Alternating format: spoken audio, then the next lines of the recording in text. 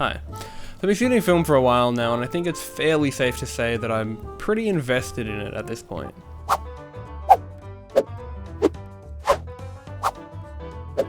But one specific day that's important to me is my Filmiversary. And that's 1 year shooting film, as of the 28th of Jan 2021. So I have been shooting film for a little bit longer than a year, but that's fine.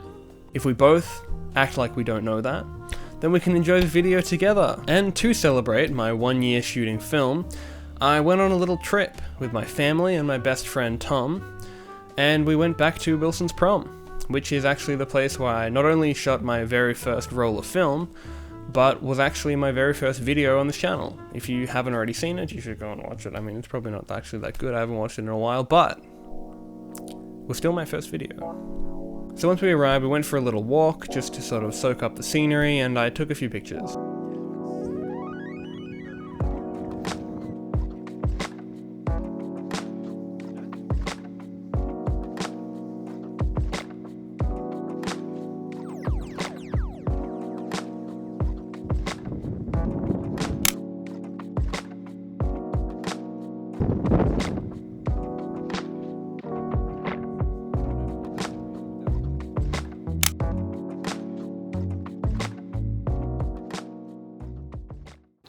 Rather stiff due to the dried beer. Yeah, no, you have to. Turns on, it works. And while we were walking back, we actually stumbled across a little wombat.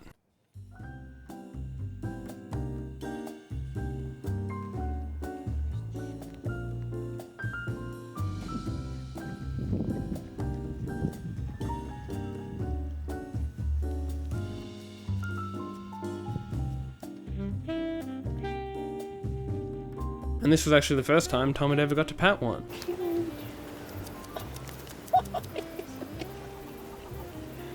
Oh, you're so tubby.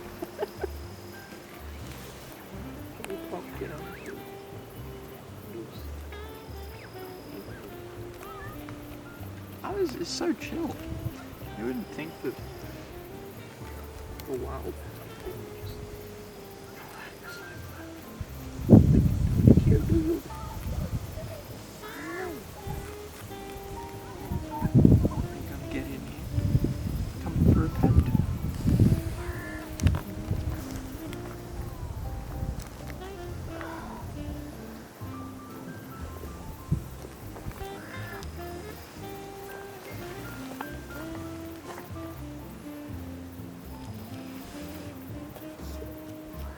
nature's lawnmower.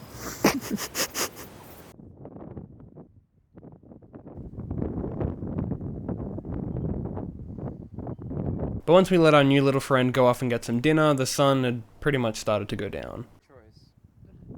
I didn't know it was Disney as well. So on the morning of day 2, after breakfast, some Rosellas came to visit.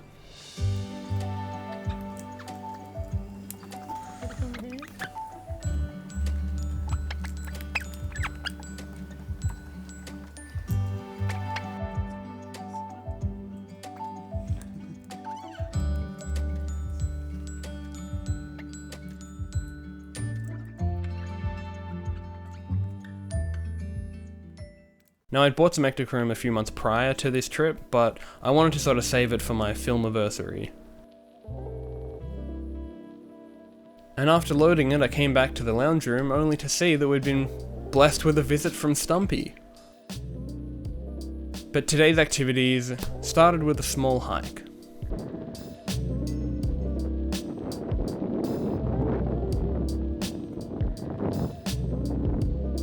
And for the hike, I gave Tom my Lomography Fisheye with some Lomography A7iii in it. Rockman. So this is the view roughly at the starting point of the hike.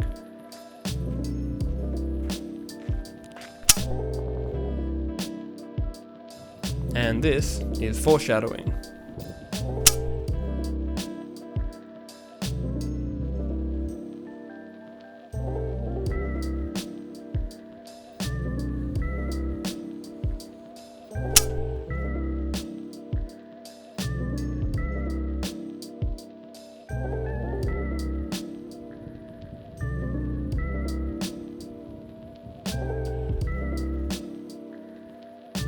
So this is the highest point of the trail we were on, and so from here you can either keep going forward and go down to the beach, or you can turn around and head back to where you started. But we turned back. And once we got back to the beginning of the trail, a photo started to happen.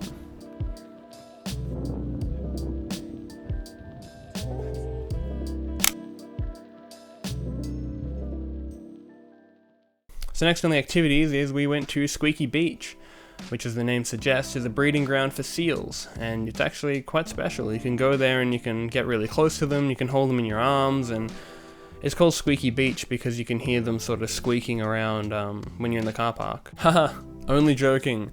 The real reason is because the sand squeaks if you shuffle your feet in it.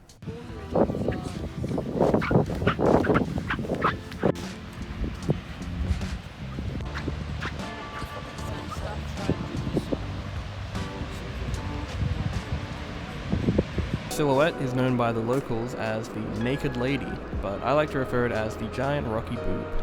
And as we zoom in here, you'll see a small thin nipple. That's actually a lighthouse. Someone lives on top of the Giant Rocky Boob. But after we stood on this can... Yep. No! I fucked it up. Yeah. and climbed some rocks, it was time to go home and get some food. But as we were eating, a new little friend came to visit.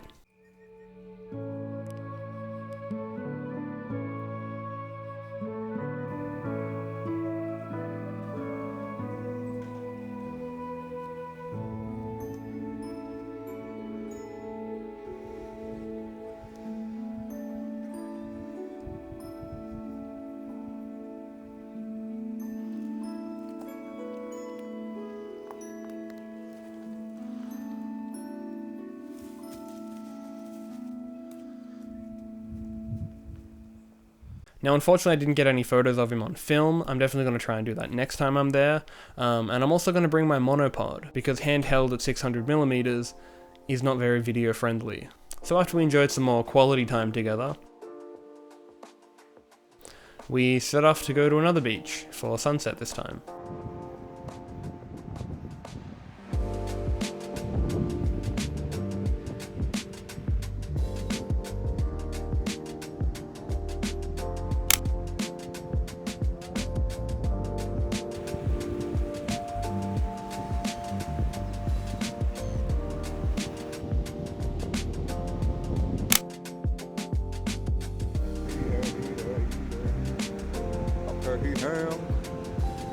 And it was actually really nice. Unfortunately, the colours weren't that rich, but it was still nice to be there and be at the beach, and at least the sky was still nice. There just wasn't many colours. Until we started to leave the beach, so we decided to try a new spot, and I'm glad we did.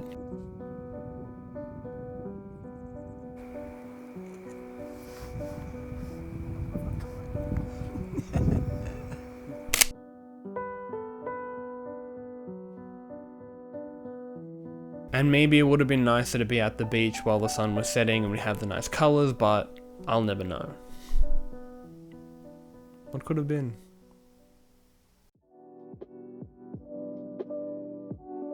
We started day 3 very early to watch the sunrise.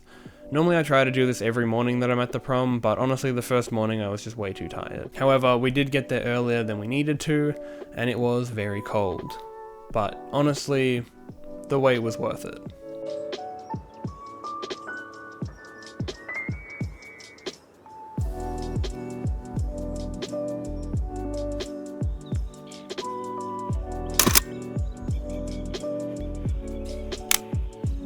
So once it got to this time in the morning, I was getting very excited, but I wanted to sort of wait for some clouds to come in and tie it all together. And then they started to roll in.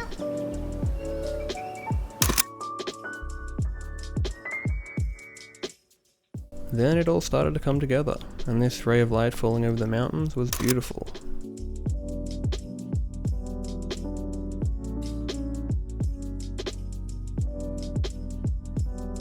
And after the short amount of time that I had to take this photo, the sun was getting way too bright. So instead I turned around and took some photos of what was behind us because the golden glow was just making everything light up, and I really like the colors in this. It's like kind of a goldeny green with some nice deep blues.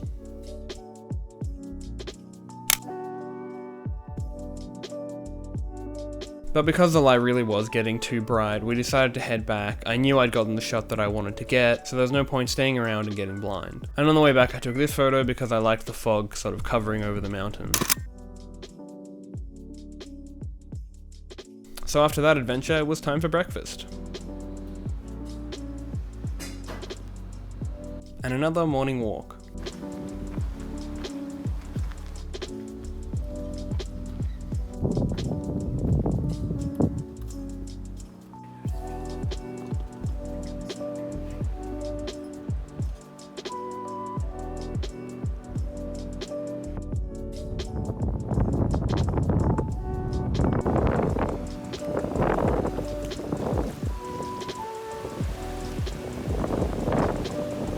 So we found a starfish that was washed up on the shore, and it was alive, but I didn't really know what to do, because I wasn't sure if you try and pick it up. I'm like, maybe it's poisonous, maybe it's like gets damaged if I touch it or something, like I don't know if my oils will do something to it.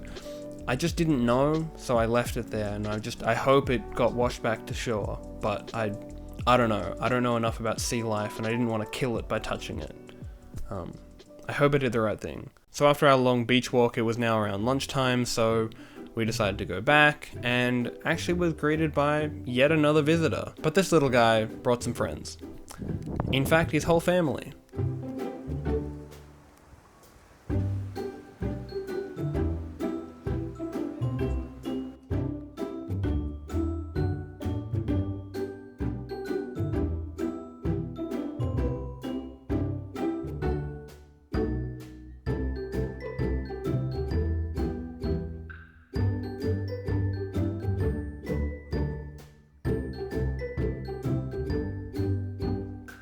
Then the ducks started to get sleepy, while the father looks over them.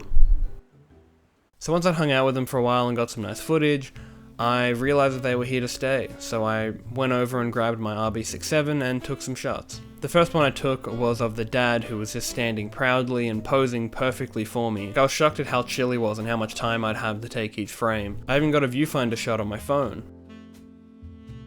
So after I took those photos, I put my cameras away, and I just sort of hung out with them a little bit longer, and just sort of thought about how nice those photos are going to come out and how blessed I was to have this moment. Except there was one slight problem, which I didn't realize until later that day. So remember how I took those morning landscapes? Well, I forgot to turn off mirror lockup. So what does that mean? Well, it means that my rolls were blank, and the amazing, great duck photos that I was so excited about never reached the film. Now I will admit, this one really hurt. I was so excited about not only the opportunity to get the photos of how close I was to these ducks, but to get such great photos of them standing still on medium format film would have been amazing.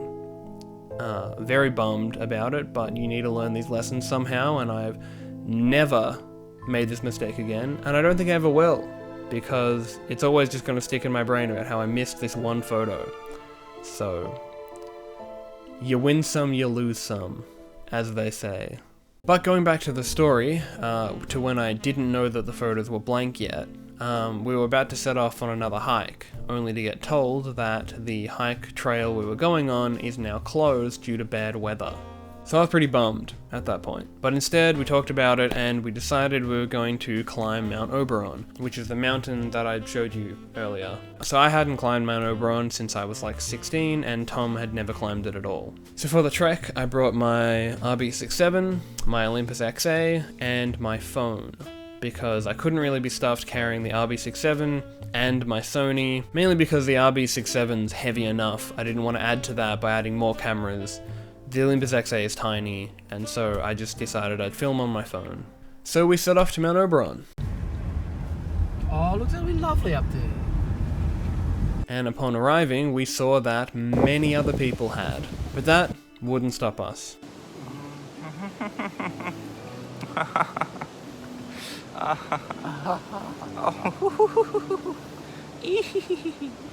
And as you can tell, our morale was high. But I had my walking stick, a hole in my shoe, and I was ready for a journey. Now they have these chairs that are kind of like little checkpoints at each, probably like quarter of the way up the mountain.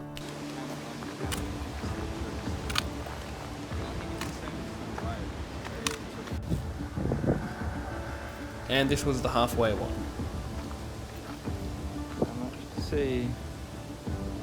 By this time the weather had definitely gotten a lot more wild.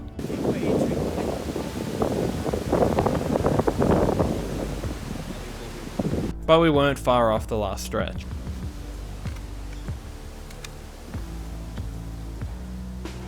Now once you get to these towers, you have to climb up this really janky path that like goes around the side of the giant rocks, and that's how you get to the top. But even from here, it's still a really pretty sight.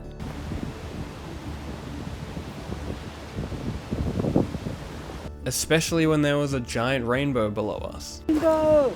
Hey, we're on top of a rainbow. Which we got an even better view at once we started climbing the janky path.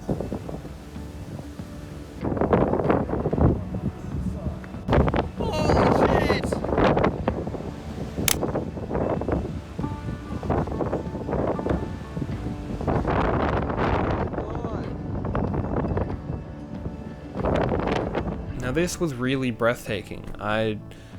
Still surreal remembering being back there and looking back at this footage, because yeah, it's one of those photos that just you never really get that often. Just a crazy experience being up so high in the wild weather with the biggest rainbow I think I've ever seen.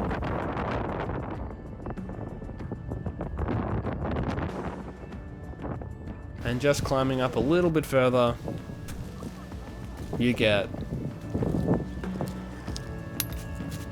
the view.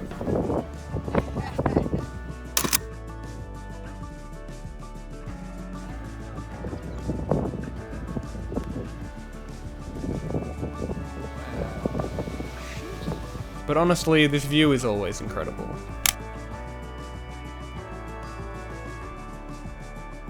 But now being able to capture it on medium format film was a bucket list shot for sure.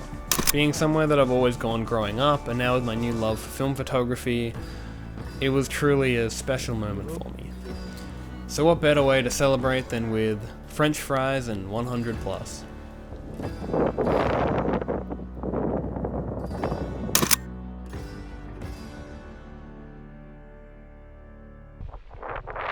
One small step for man, and one squished can for mankind. Now you can actually get to another viewpoint if you squeeze past some trees on the other side of the mountain.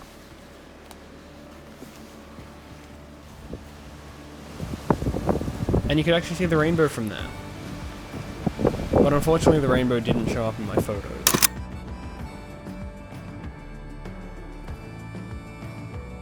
With the weather not getting any better, we decided to head back down.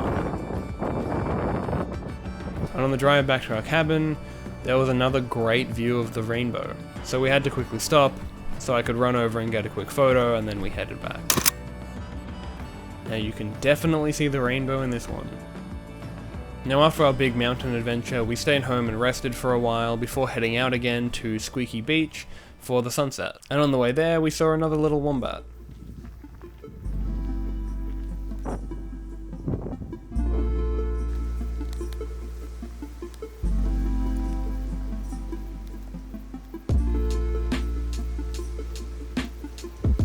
And once getting to the beach, the clouds already looked incredible.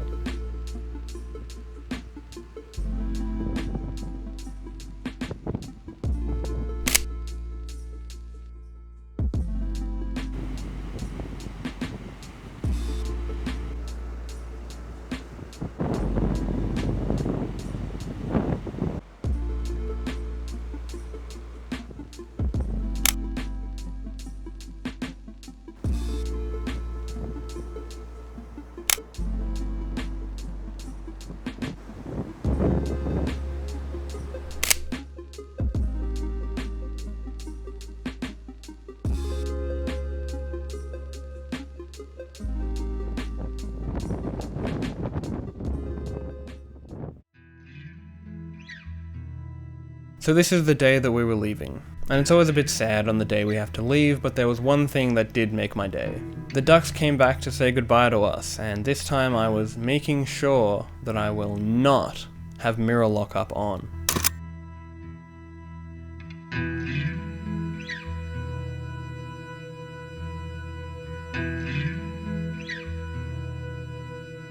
And after getting these shots, I really felt like I did get every shot that I wanted to take on this trip. Close-up of a Rosella on film, to shoot my RB67 on the top of Mount Oberon, get photos of a wallaby, some nice sunset photos,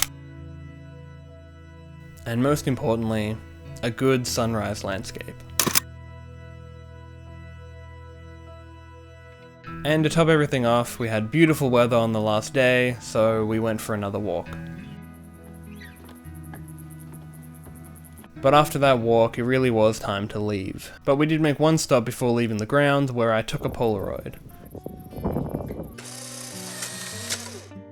And it's now becoming a theme, where I take my Polaroid camera on a trip, and I only shoot one Polaroid, because I forget that I have it.